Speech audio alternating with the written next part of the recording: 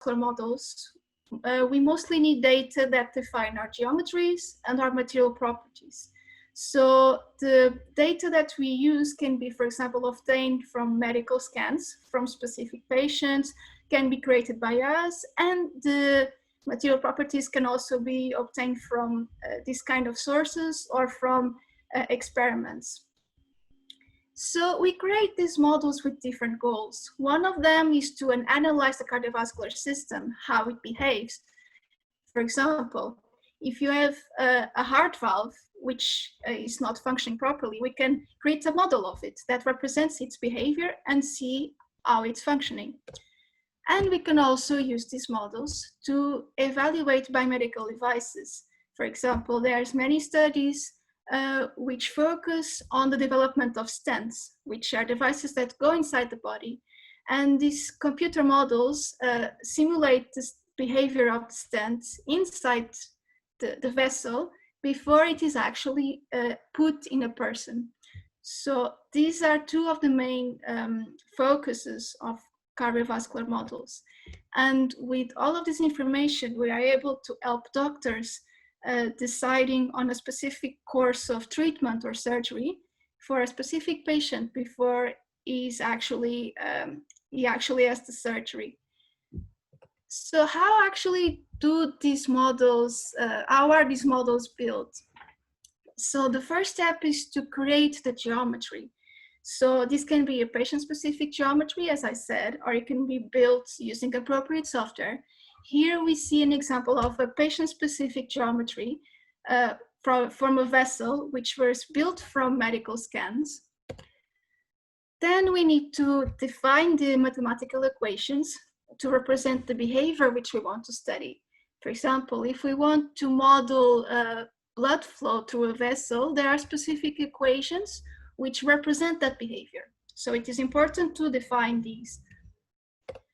Then obviously we also need to define material properties among other conditions. Afterwards, we need to run the simulations, and then we get some results. Here we see, for example, blood velocity on the left and wall shear stress on the right, which is a parameter I'll explain in detail further. Obviously, these results need to be further validated. So we use whatever material we have available. We can compare them to literature, to in vitro and in vivo data. So in vivo data is any clinical data which is available, and in vitro represents data coming from experiments. And we also rely on feedback from doctors to make sure that our computational predictions are in agreement with what they would expect. For this specific project and inside the large field of cardiovascular modeling, we focused on one specific tool, which concerns computational fluid dynamics, or CFD.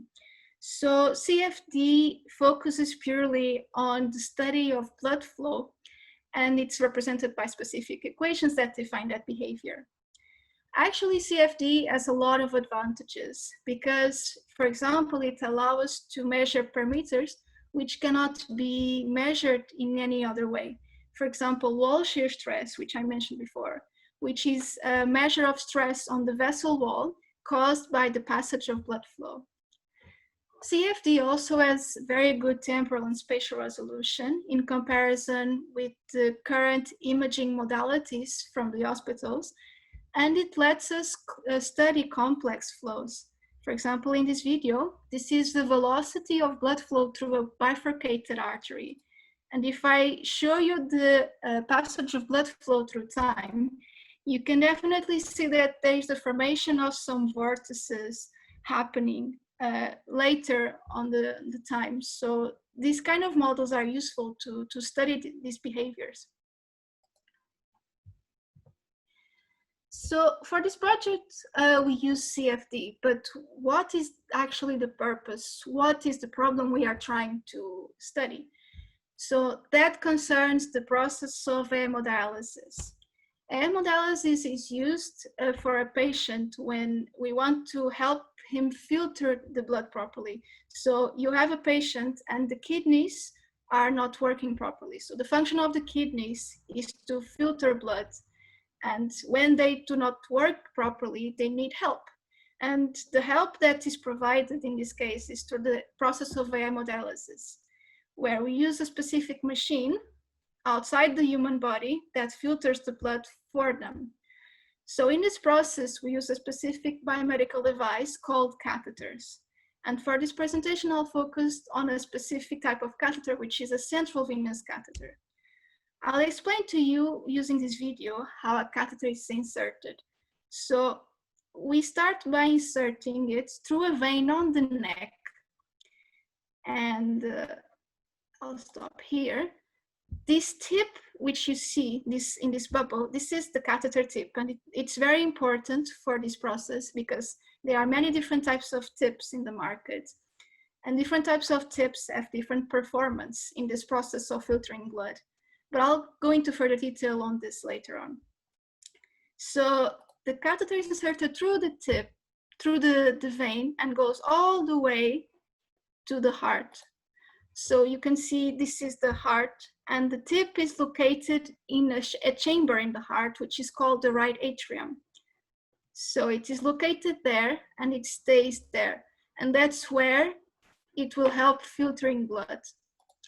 So basically, the catheter has two different lumens, one which brings filtered blood into the heart, and another which will retrieve unfiltered blood away from the heart. So if you look at the image on the right, this is the kind of setup which happens to these patients. So the catheter is located in this, it's placed in this position, and then we have two extremities which will be connected to the dialysis machine. So the problem here is that these devices must meet a lot of requirements, and sometimes they are not actually all met. So one of them, for example, is that they need to have a very optimal flow rate so that a large amount of filtered blood goes back into the heart, and a large amount of unfiltered blood is retrieved away from the heart. Also, the tip needs to have optimum dimensions. It needs to be long enough to allow this filtering process to occur, but it also needs to be careful because it cannot touch the wall of the right atrium. Flow recirculation needs to be less than 1%. This means that, for example, the filtered blood that goes into the heart from one lumen should not return back into the other lumen, which is trying to basically suck unfiltered blood. So that amount of flow recirculation should be less than 1%. Then we need to avoid kinking of the catheter segments, meaning that they should not be deformed. And we also need to avoid clotting at the tip. And this is actually a very important thing. The clotting basically means the creation of coagulants of blood at the tip, and it will create basically a barrier for the passage of blood flow. So imagine that your flow is passing, and then you are constricting that amount of flow which can pass. So we need to prevent clotting from happening to have a good performance of the catheters. And as I said, these requirements are usually very difficult to meet, and there are many problems which persist with the use of catheters.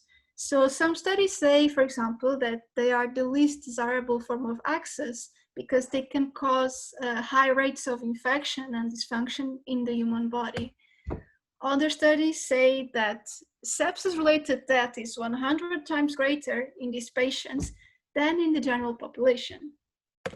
And then we also know that the design of these catheter tips can influence the creation of clotting and the replacement rate, meaning that these tips or these catheters can be replaced many, many times throughout dialysis procedures. So these are the type of problems which need to be solved. Now, to help solve these, catheter designs are usually evaluated through different ways. One of them concerns the setup of an in vitro experiment or a proper experimental setup, which concerns the simulation of blood flow using other different materials, for example, passage of water through specific tube chambers to represent the native environment. However, as you can see in this picture, this seems like a very complicated setup to have. And actually, these equipments are quite expensive to acquire and maintain. So another possibility is to use cardiovascular modeling, and this allows us to study the behavior of the catheters without them being actually implanted into the human body. So this picture here represents the patterns of blood flow as well as the velocity magnitude through various tips, and they can give us information on how the catheters are behaving. And the problem with this is that there are some studies which focus on the use of models to study catheters, but they don't actually take into consideration the right atrium. So they just model the catheters inside simple tubes. However, this is not enough to know if actually the behavior is appropriate. So according to that, our study focused on first developing a CFD model of the right atrium and validating it against appropriate literature data. And then we used this model to incorporate 4 different types of catheters and evaluate their performance. So the first step in the simulation setup was to define the geometries. So the right atrium, as you can see in this figure in the left, is this chamber. And to represent this chamber, we got our model, which is in blue. So for the right atrium, we have two veins where flow enters, which are the inferior and superior vena cava, or IVC and SVC, and then another exit, which is the tricuspid valve. Also, all of these models, the right atrium and the catheters, were set up and simulated using ANSYS Fluent. Then for the designs, we chose 4 different types of design. So A and B are step tips where they have the same design except that A has side holes while B doesn't have. C was a split tip and D is a symmetric tip. So all of these designs were placed into the right atrium similarly to what is presented in the image in gray. And as you can see in an enhanced closed up to the tip of the catheter, we have 2 lumens. So one represents the inflow, which is where filtered blood goes into the right atrium, and the other represents outflow, where unfiltered blood comes outside of the right atrium. So using these geometries, we studied 2 different things. First, we focused on studying the performance of different designs. And then we also decided to look into how different placements of the tip in the right atrium have an impact on their performance. So for A and D, we placed them in different positions just to see if their performance was similar or if there were changes. So for the simulations, we also had to define specific conditions. So as you know, your heart beats many, many times throughout a minute, for example. And to represent that pulsatile behavior, we had to include temporal profiles of pressure. So for the IVC and SVC, we represented the pulsatile flow through these 2D plots. And for the tricuspid valve, since we did not have any information to model it at the time, we assumed the pressure was 0 Pascal. For the CFD model, the walls of the right atrium were assumed rigid, meaning that they stay fixed during the whole time. And then to insert the catheters, the same conditions were used for the right atrium. And for the catheters, we employed inflow and outflow within clinical guidelines.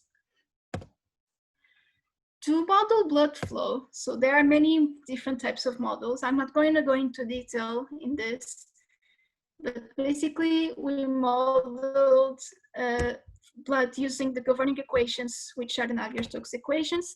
And then, as you may or may not know, blood is a soup of different components. So you have different things hanging in there. And their behavior affects the material properties of blood. So the red blood cells, for example, they behave differently according to different stresses that they are subjected to. And because of that, they have different viscosities. So we had to apply a non-Newtonian model to represent their behavior. In fact, we did a comparison between a purely Newtonian, which is a fixed viscosity model, and the non-Newtonian one, and we saw that there were some differences. So definitely we had to employ a non-Newtonian model in this case. Then we had to create a mesh. So a mesh is basically a division of the geometry into small geometrical parts where all of the equations of flow will be solved. So this here is an example of the basic geometry which we've used. And below we have the same thing, but divided into many small mesh elements. So if we look closer, we can see that larger elements were used for the atrium and smaller ones were used for the catheters. This is because the catheters are obviously smaller in dimension, so they had to use a larger amount of elements. So for each of these tiny elements, we had to solve blood flow equations. And then what the solver does is, in the end, it compiles all the information together to get us the results that we want, either its velocity of blood or just to study the patterns of blood flow. For this creation of the mesh, I won't go into detail. I'll just want to tell you that the more elements you use, the more accurate your results will be, because you're approximating the geometry better. So we had to choose a good amount of elements to represent the geometry properly. And in the same idea, we had to run several heartbeats, or in this case, several cardiac cycles. So the more cardiac cycles you simulate, the more accurate your results will be. So the relative error between the latest cycle and the other ones will decrease. So we also had to run several cycles per model to have more accurate results. For the catheters, we also had to add another level of complexity. So we had to include a multi-phase model. This means that the blood going in through one lumen was modeled as one phase, as you can see in the red side. And the blue side was the blood going out, which was modeled as another phase. So this added another extra set of equations to solve. So in the end, we ended up having a complex model where we had to simulate 5 cardiac cycles. We had a very large number of mesh elements, several thousands. Actually, the catheter models were about 3 million elements, so you can have a notion of the amount of complexity here. The multi-phase model again added another set of extra equations to solve. And the results that were outputted by the models were very large. So our savior was obviously BEAR resources. To run the simulations, we used BlueBear, or high power computing. And to save all of these large file results, we used the HardDS. So the results that we were interested in obtaining were, first, for the atrium, were vorticity. So this is an example of a vortex flow being formed in a different vessel. So you can see that as flow passes, there's the formation of specific vortex occurring. So we wanted to quantify this behavior in the right atrium as well. Another parameter which we studied was the wall shear stress, which is again a measure of stress on the wall as blood flow passes. So you can see here that yellow and red colors represent higher shear stress, wall shear stress, and it occurs as blood is going through. For catheter performance, we quantified recirculation, which is the amount of filtered blood that goes back into the other lumen of the catheter, which we don't want to occur. So in this video, this is an example of that. The red phase is the filtered blood going in, and we will see some spots of it coming backwards into the other part. So these tiny light blue spots are that phase returning back, which is what we don't want to occur. And then we also quantified the shear stress at a volume created at the tip. And that volume is represented here by this block. So for all catheter models, we created these blocks to get that quantification of the shear stress.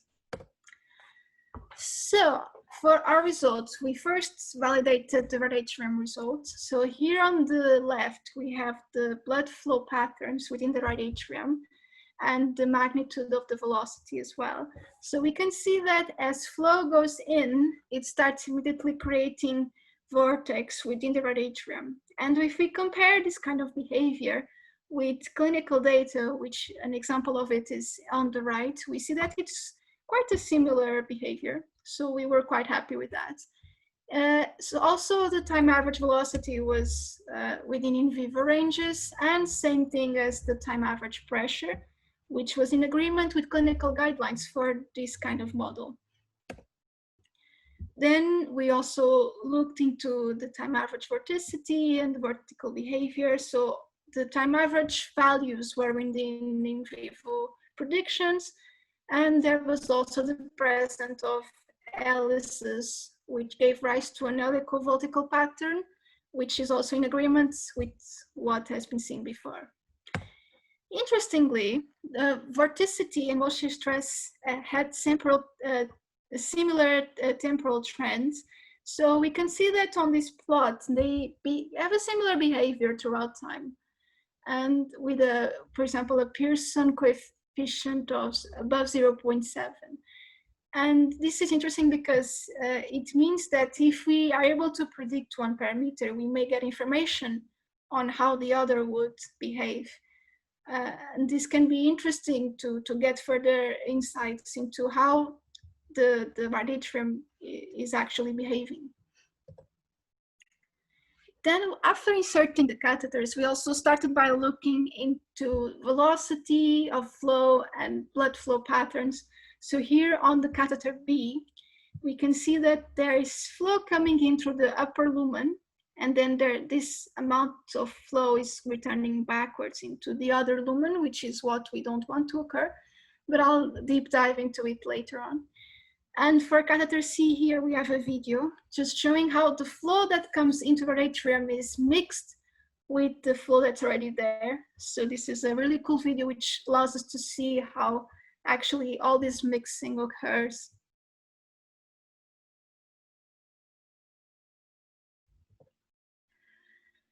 Another thing which we looked into, but we didn't look a lot because we didn't have a lot of information to compare with, was to monitor the amount of flow coming from the catheter and entering the tricuspid valve. So the thing is, if the flow enters tricuspid valve, it means it's going into the rest of the left heart and then throughout the body. So this actually shows the amount of filtered blood that goes into the human system. So here we see that there is flow coming in. So these red spots appearing are the filtered blood going through the valve and going into the rest of the system. Unfortunately, we didn't have a lot of data from literature to compare this with, so we left this aside. But in any case, it's an interesting thing to look into in further studies. Then, introducing catheters in the right atrium altered vorticity. So the vorticity was increased inside the right atrium in comparison with the model alone. So in these plots, you see the right atrium curve is the blue one. So this is vorticity over time over one cardiac cycle. And for all catheters, that value, that temporal profile is increased. However, different tip placements did not impact on vorticity. So on the figure in the right, we have all the different types of placement which we tested, and the temporal profiles are quite similar. So different placements did not affect this. Previous studies have actually shown that elevated vorticity can be associated with problems of blood flow through the heart. So if you have a lot of vorticity, the flow may not behave properly. So this can be associated with other further issues. However, it will still need a bit of validation afterwards. So this is just a speculation at this moment. So introducing the catheters on the model also increased wall shear stress in some spots. So as you can see, for all of the catheters, there is a red distribution of wall shear stress. For example, for catheter A position 1, we have a large amount of elevated wall shear stress at the center of the right atrium. The same thing happened for the time average values. So the largest increases were seen for design D with 11 and 15% of increase, which is quite a lot. And then, in addition to that, for catheter A, for example, there were the creation of novel sites of increased wall shear stress, as given by the circled areas. So wall shear stress is a parameter which can have an impact on the changes in the mechanical properties of vessel walls, as previous studies have shown. So if these increases occur with catheter placement, maybe it can be the indication of some problems which may occur with changes in the biomechanical properties of the wall. So this would need to be further verified in future studies again.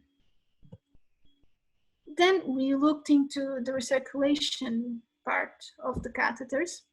So this figure actually shows a time average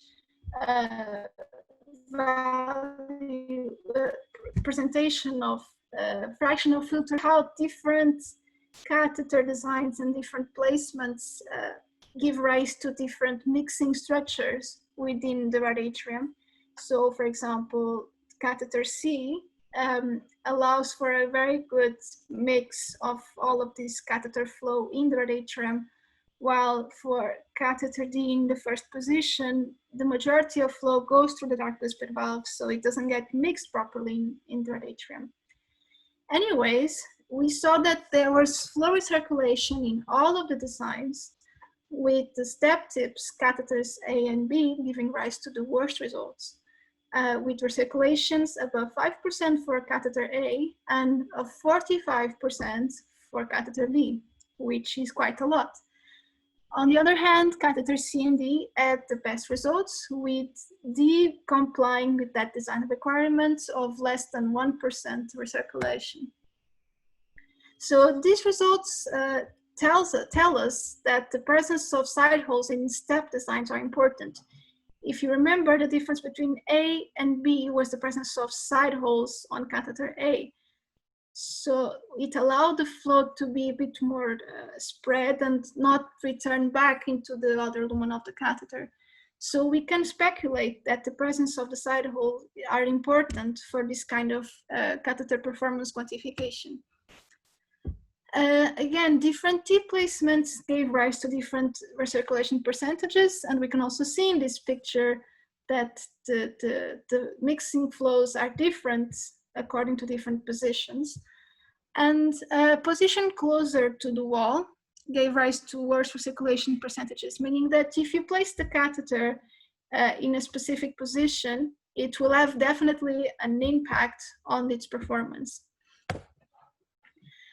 We also looked into shear stress at the catheter tip. And again, we saw that the worst results were with step tips, A and B, and the best results were with C and D. And we can also see here on the plots the temporal evolution of the shear stress. So for all catheters, the shear stress was above 9.75, and different tip placements gave rise to different shear stresses, again, as we can see on the plot on the right. So this kind of result is worrying because higher high shear stress, specifically above 10 Pascal, is assumed to activate platelets and lead to thrombosis, meaning that it can further enhance that clotting at the tip, which we want to prevent. So this picture here gives us a better visualization of this. This is the shear stress between 10 and 20 Pascal. And we can see that there is basically shear stress within this range in all of the lumen exits and side holes, which is a bit worrying because this gives us the hint that there may be a potential for clotting formation in these regions. So definitely this needs to be looked into. So according to all of these results, the main study findings that we have is that the symmetric design, or the catheter D, gives rise to best performance outcomes, while the step designs A and B give rise to worst design outcomes. However, this study had several limitations, and therefore we leave these as future directions for future work. So the first one would need to have into account patient variability. In this study, we just focused on a generic right atrium geometry. However, no two patients have the same right atrium, and therefore it is important to see how different right atrium geometries will affect the performance of these catheters. Also, we need to have into account the movement of the right atrium wall. In this case, it was assumed fixed, but in reality, it moves with every pulsatile flow coming in and out. So we need to account for this behavior. Here, I have an example of another vessel, and this is a deformation of the wall as flow goes by. So you can see, you can imagine actually how movement of the right atrium wall will have an impact on blood flow through it. And then in the same idea, we should also account for movement of the tricuspid valve. So the valve was kept not modeled, but in reality, it would look something like this. So this is another different heart valve. We change the blood flow profiles. So we need to account for these different aspects in the future. So to conclude, according to the outcomes of our study, we realized that having a realistic right atrium model is actually essential to studying catheter performance, and also to have into account its interaction with the right atrium environment of blood flow. So we need to account for this to see how it would impact on multiple hemodynamic parameters. Oh, sorry. Also, we need to take into consideration that the correct tip placement in the right atrium is essential, as it will improve flow circulation and decrease shear stress. Currently, there are different medical guidelines for this placement, and they are in disagreement with each other. So they need to reach a consensus on where exactly to place the catheter tip to have good performance outcomes. So thank you so much for listening. And obviously, if you have any further questions, you can contact me through this email, or you can talk to me right now, write in the chat, and I'll reply to you. Okay. Thank you for Olivia. It's very interesting, and it's a little bit hard to understand for me. But it's quite informative. Thank you. Thank you very much. Is any other questions from the others? And you can tap, or you can raise your hand, or just mute yourself and you can ask. Anybody? Okay. I would prefer if someone has questions to write on the chat, so that there's no problems of internet connection or anything. Okay. Okay, there's a question.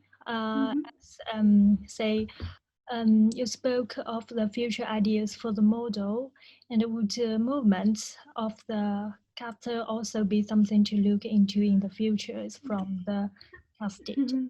I will answer, and then there's another question also from before. So Kadi, thank you so much.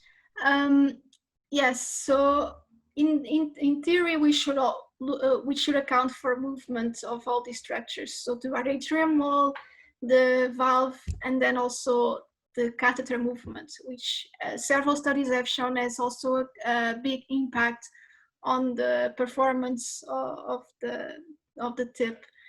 However, accounting for the movement of all of these structures at another level of complexity. So for this model, we were just, let's say, we were focusing on solving equations for blood flow. But to account for movement of catheter, for movement of the wall, for all of these things, we would need to add another set of different equations. And that even with their resources, it would be very difficult to have results within a good amount of time. So this is definitely something to look into the future, but it would need a lot of work development to have a full model working, which would incorporate all of these features. Okay, from before, very interesting talk when you start looking at human testing. So that's the tricky part. It's very difficult to have clinical trials with this kind of biomedical devices. So for this project, we collaborated with an industrial entity, and they build actually these catheters. So they have an in vitro setup, an experimental setup in their building, which tests the behavior of these catheters as it would be on a native environment. So they have a lot of chambers and tubes connected to represent the human body. When we would start having clinical trials or looking at human testing, it's a question which I cannot answer at this point, because it's a very tricky thing. Right now, the industry, it's so focused on just using experimental setups that even computational modeling is a very novel thing. It only started applied to this some years ago. So I think there's still a long way to go before we start looking at human testing. Thank you. Thank you. And I have a quick question, but it may sound stupid. But I mean, you said the the model, the catheter model. So I'm wondering if the catheter model is varies from the people to people. For example, maybe it's suitable for a type of people, patients, but it's not for others. So yeah. Mm-hmm. That's one thing which we still don't know, because so there are different designs in the market, and these designs, they all look into meeting those specific requirements which I mentioned in the start. So optimal flow rate, optimal recirculation percentages, and all of these. So there are some long-term studies which have been done looking at how people using the specific designs, how they feel if the performance is good. But it's hard to say for a specific patient we need to use a specific design of catheter. So that's where I think computational modeling can play a role in the future. If there is a fast way of, for example, we have the model of the heart of the atrium of a person, and we have different design options to choose from. If we virtually place them into the person's model and simulate how the blood will flow through all that and how the performance will be, then we can have a better indicator of, okay, this design is better for this person than another one. But to reach there, there's still a lot of things to develop in the model. There's still a lot of translational barriers to pass, because doctors usually have a bit of, they don't have a lot of confidence in these engineering tools. So we also need to convince them that these are clinically relevant and they can be useful. So I think that's a possibility in the future, but there's still a lot of steps to overcome to get to that point. Yeah. So your model is based on the past data, yeah. My model is based on, yes, it's based on data from past studies, so data that I found on the literature. Okay. So the geometry itself I found on it's an open source geometry, which is a generic model, basically. Okay. It was not, this model was not obtained from medical scans.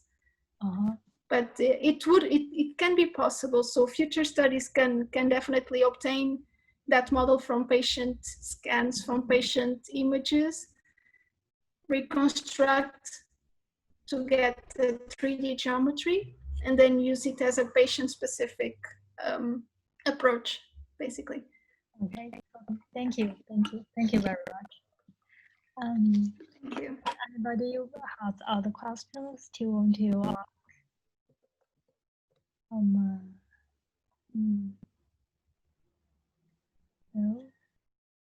No. Yeah, I guess maybe there's no further questions to ask you. That's all right. Okay, but thank you for your excellent presentation today. It's very interesting and informative. Thank you very much. Thank you so much. Thank you. Looking forward to your model to be applied in the future. Hopefully in the future, let's see. Thank you. Thank you. Have a nice day. You too. Have a good rest of conference. I'll be around to see you also. Okay, thank you. Hopefully it all goes well.